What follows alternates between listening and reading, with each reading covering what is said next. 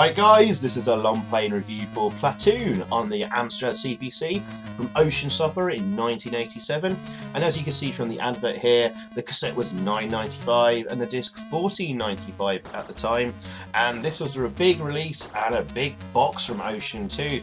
It even included an additional cassette with a special original Motown recording of Tracks of My Tears by Smokey Robinson. And also in the package was a poster and also a photo still from the movie. So this was a big release, and it had a big box of lots of goodies. But this isn't Ocean's first movie license. I mean, Rambo First Blood Part 2 got there a year or two earlier, for example. But it's the first one where it would be a multi-part with different sections and gameplay types that would depict different scenes from the movie. This would form the template for later movie licenses like RoboCop, Batman, The Untouchables, etc. Now, Platoon the movie itself was a smash success. Director Oliver Stone was at his peak, making a movie based on his own personal experiences of the Vietnam War. And from a budget of $6.5 million, it would go on to rake in $138.5 million alone just in US cinemas. Ocean, though, had already got the license purely on the buzz before it was released. Certainly for me, this personally was the first big game from Ocean that I remember, and I believe it's the game that really kick-started their success, especially because it formed their relationship with Orion Pictures, and after this they will get the license to RoboCop, and the rest, as they say, is history. Now quickly we can see the coders on the title screen here. Sean Pierce was the main programmer, who also did Spy Hunter and Mutants. David Little programmed the final level of the game, and he also did Butcher Hill for Gremlin and Puzznik for Ocean. Gerald Weatherup, not sure what he contributed here, but he also did Tank and New Zealand Story for Ocean. No graphics artist listed, but the music and sound effects is by the excellent, as always, David Whittaker, based on the Commodore 64 tunes created by Jonathan Dunn.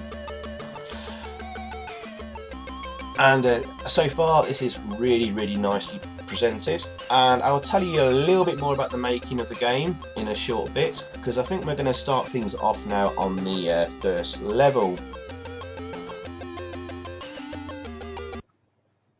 Entering the combat zone, eh? Well, here we go.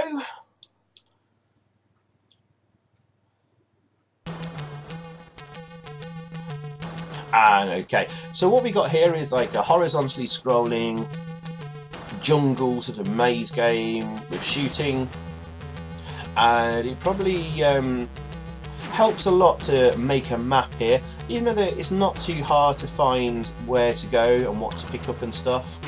It would certainly help matters designing a little map, or using one you can find from the internet if you're really lazy. But it's certainly not a massive and difficult maze. You'll eventually find what you need to find, just from trial and error really. Now what we need to do here is find some explosives, and then take them to the... oh, there's a tripwire there you need to avoid, I just jumped over. So you need to find some explosives, drop them on the bridge, blow up the bridge, go to the village, search out some items from the village huts, and then find the entrance to the tunnel section, which is level 2. Now, I'd say the graphics look quite nice, are very colourful, and depicts the jungle pretty well. It's hard to do jungles in games, really, because, well, if you've ever been in a real jungle, you know what a mess it would be. There's no real clearly defined paths and such like. But I think this is passable, and I think well designed. We've actually got some scrolling on the go here. It's not done in like a flick screen style. However, the scrolling perhaps isn't great. It is nowhere near as smooth as the Commodore 64 original, which arguably is probably the best version of the game to get, sadly. But there's the explosives. Some TNT in fact, and now we need to take them to the bridge and blow up the bridge. So yeah, key scenes have been taken from the film and developed into the game in different sections. The tunnel section we'll see shortly is completely different gameplay type, as previously mentioned. So as to the making of the game, well, I can tell you that Simon Butler was the kind of producer for the game, designing and storyboarding it, and working in conjunction with development boss Gary Bracey, who he himself had secured the license originally. Weirdly, only the Commodore 64 version was developed in-house, and that's quite odd given that it was such a high-profile release at the time for Ocean. The Amstrad and also the Speccy and 16-bit versions were farmed out to Choice Software, based in Carrickfergus in Northern Ireland. Now, Choice Software, well, what games do they do? I will list them very quickly in alphabetical order. They did Beach Volley, Beachhead, California Games, Daley Thompson's Decathlon and Super Test, Fire Ant, International Karate, Konami's Golf, Mario Bros, Mutants, Raid Over Moscow, Redcoat, Spy Hunters, Street Hawk, Summer Games, Tank, Tapper, New Zealand Story and Will Games. And that was on the Amstrad CPC. So I can tell you that some code was shared between the CPC and Speccy. They developed some standardised libraries of code they can use to quickly develop games between the two systems, but each then was then tuned to the machine's specific strengths. And I'll have to say though, a big thank you to Andrew Fisher and his article about Platoon in Retro Gamer Magazine issue 170 for a lot of the information I found for this here. So go read that article for even more juicy stuff. And let's just talk about the gameplay here. As you can see, when I have an enemy on screen, I shoot and jump at the same time, because there's still a risk of a late bullet being shot by them.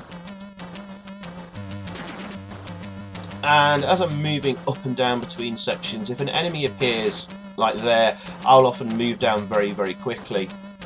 I don't think they got the timing quite right on before an enemy appears, and then he gets kind of stuck moving up and down like that, which is a bit unfortunate, because they appear just as you regain control of your character as it moves onto the screen, and they often appear exactly then and fire the weapon then, or will be walking into you, which would take a hit off you. And I think, oh, he just disappeared then as I jumped over him. So maybe one or two minor bugs here. There's grenades you can throw, but they're pretty much useless. You can use the grenades to destroy the tripwires and also enemies that appear at the floor, like you just saw there. And I like how the screen at the back there changes colour to a lighter shade, to signify you've reached the sort of top end of the jungle in daylight, because I guess it would be quite dark in the jungle. And one thing just to mention very quickly, when I was recording this footage I had a few PC problems. I need a new PC, and some frames dropped. So thank you to my Patreons contributing every month on my Patreon page, because that will help go towards getting a new PC to record better footage. There you go, I had a frame drop there, unfortunately. Anyway, but I do love the music by David Whittaker. Jonathan Dunn did the original music, and this is David Whittaker's version of it. Now, I would say that the C64 version was best with its smooth scrolling, but it's unable to do sound effects with the music. So I actually prefer David Whittaker's rendition of the music on the Amstrad. That's just me personally. And he's also managed to get sound effects with the music that doesn't interfere, make the music stop or whatever. Although I think the C64 version does have a digitised scream when you get hit, which is ace. But when we see later levels, the tunnel section, bunker and the final level are just as good on the CPC as the C64. It's just like this first level, which quite clearly is better on the Commodore, sadly. And the C64 gets an additional static screen on the ending, but it's rather badly drawn thing of a jungle and helicopters, which doesn't look very good, so we're not missing much there. As for the Speccy version, pretty much identical to the Amstrad. I just say that the Amstrad has better graphics. And there we go, we've just reached the bridge. Set the TNT on the bridge and then run like hell.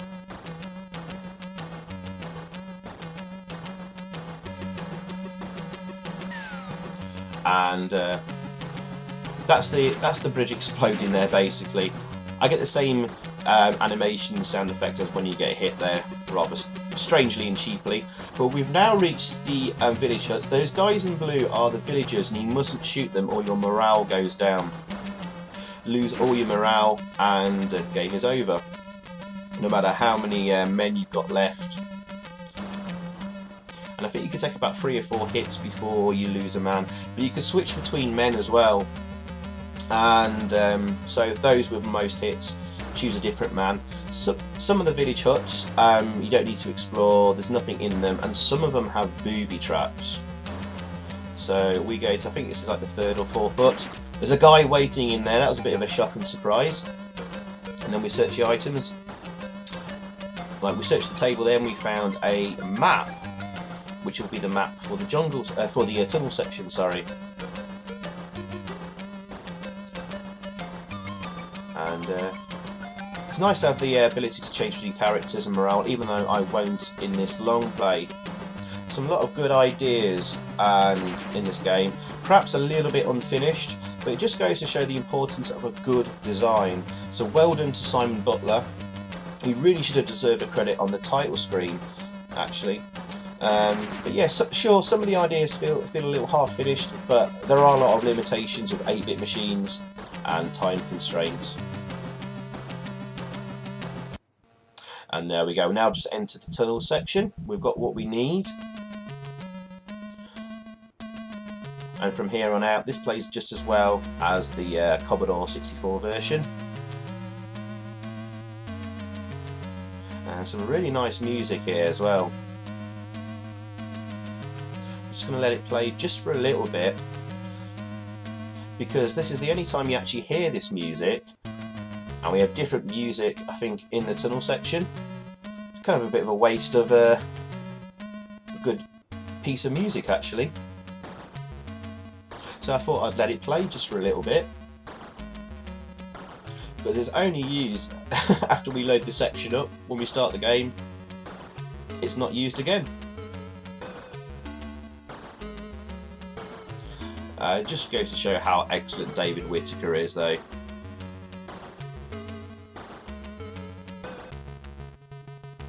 And here we are in the tunnel section, and now we've got kind of a first-person perspective. Sure, the tunnels. And we get these guys jumping out from you, designed to try and give you a heart attack or something. Now we need to find basically boxes of flares for the next section and level. We can find some secret documents to give us bonuses. But there's the first box of flares. We need another box from another part of the tunnel system. So just follow my route. It's arguably the quickest. And it's interesting how your crosshair kind of floats at the bottom, and you need to move it up. Sometimes you don't have it quite central, and there's a mad panic hoping you're going to hit the guy, which is a little odd and frustrating, because those guys that jump out the water with a knife do not have long at all. See, there you go, and I took a hit there. That's my first hit in the game, actually, and you can see that my morale has dropped down. Now you can gain morale back by shooting enemies or repairing yourself with a med kit. I think you can get first aid somewhere in here. And there you go, the medical supplies, and that's healed me, and I think my morale just went up as well. Again, lovely music here, good sound effects, and I say decent graphics as well. And I like how you've got the map on the right there showing you where to go.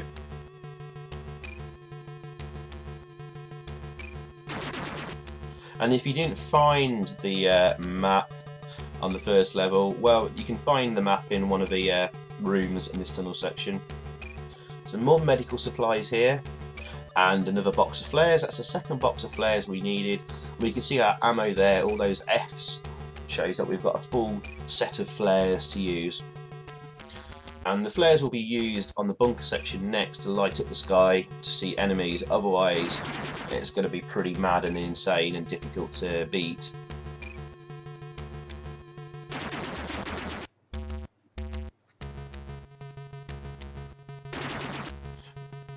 I think there's 2 or 3 exits on this level, but 2 of them are blocked. Only this one can you get out. You just need to click on the ladder.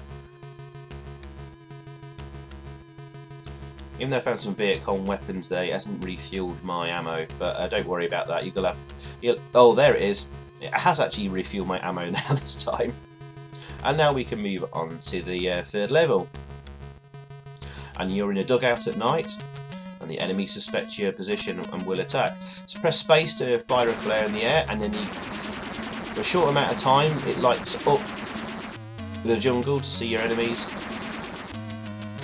But then you're just having to deal with like shapes moving in the dark, which is really quite atmospheric and a little bit scary, maybe.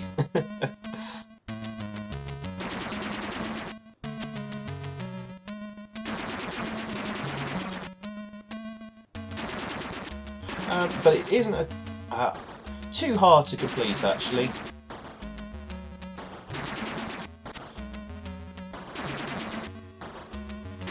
You may panic thinking, have I got enough flares to last? Just use common sense. Oh, got hit there. Well, I wanted to do this without getting a hit, actually, this long play. And it's very tough not to get a hit on the first level in the jungle. Horizontally scrolling jungle maze, actually. It can be quite frustrating. But to be honest, you've got plenty of men, and you can take quite a number of hits, and you can get morale restored quite quickly. So this isn't a tough game, it's just the final level, which is perhaps overly tough, which we'll see next.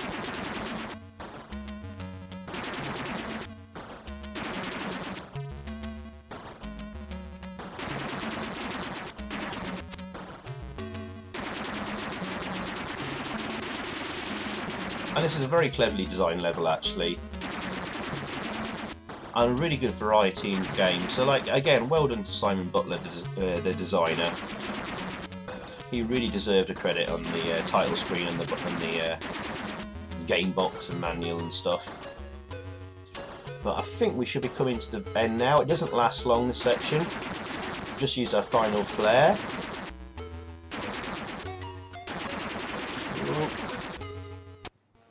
And there we go. So we now come on to the final section, the Platoon 3D Jungle, and it even tells you it's programmed by David Little there.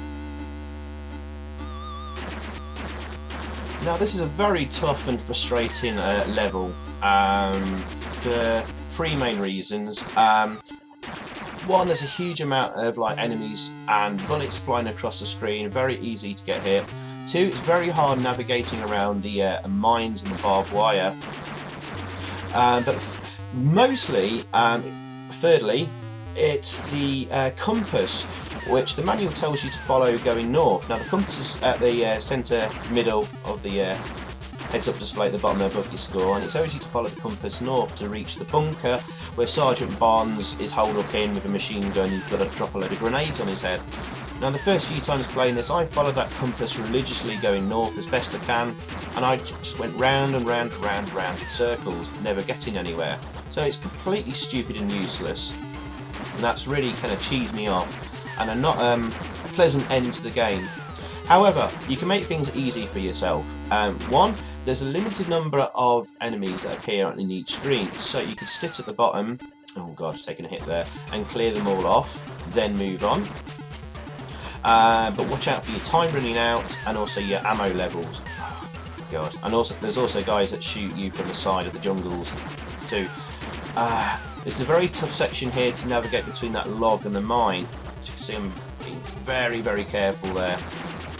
You know, a few pixels to the right, and apparently it's a hit on like the barbed wire or the mine, which is a bit annoying.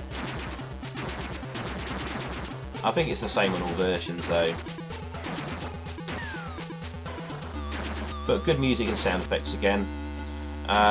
So And the other way to make it easier for yourself, which I eventually ended up doing, is I found a map of the specky version on the Wilder Spectrum site, and I just followed that in the end, and that took me very quickly to the end. But yeah, you can see there, guys, that my ammo is getting really low now, and also time is ticking away. So I'm gonna have to make a move and run for it. Oh, there we go. We've reached the bunker and Sergeant Barnes. We've got the grenades. We've only got a few of them. We've got to make sure we get it on his head and avoid his machine gun fire. And we've done it. Well done. You have been granted an honourable discharge. You're going home, son. And that's the ending. That is Platoon completed. And unfortunately, the only ending we get, but it's better than nothing. And a very interesting, very good product from Ocean. A shame that kind of final level lets it down for me a bit. But again, it's a different gameplay type, which I appreciate. Something different. We just get given game over. And unfortunately, it doesn't matter about your score. There isn't a high score table, just like told you the best high score of the day there at the bottom. But there you go, guys. That was Platoon. I suppose I'd better sort of sum up a review here and work out what score I'm going to give it. That's right. Well, it's credit to Simon Butler, as I already mentioned earlier. Great design and the first use of taking a movie license, finding the key scenes, breaking them into different sections and levels of the game with different gameplay types, which again, as I mentioned, Robocop, Batman, Untouchables, etc. would later go on to use. So great design. Graphics, pretty okay, above average. I didn't like the sprite design of the your player and the other soldiers in the first level. It looked a bit square and odd, but it was colourful. It was a little messy perhaps, but still pretty well designed, especially for 1986. Other levels look good enough as well. Music is fantastic, as are the sound effects. Good variety in gameplay. Nicely presented, if a little basic. And a good all-round package, considering you get a free cassette and poster and photo and all that kind of stuff. So I would have been pleased with this back in the day. I only ever played this on a friend's computer, maybe a few years after it was released. But I do like this. I think it's a very, very good package and the first good, really good use of a multi-level movie license from Ocean. So overall, guys, I think I'm going to give this a solid 8 out of 10. So thanks for watching, guys. I hope you enjoyed, and more Amstrad long plays reviews coming very soon. Cheers. Goodbye. I just want to say a really big thank you to all my new Patreons. Your support is hugely appreciated.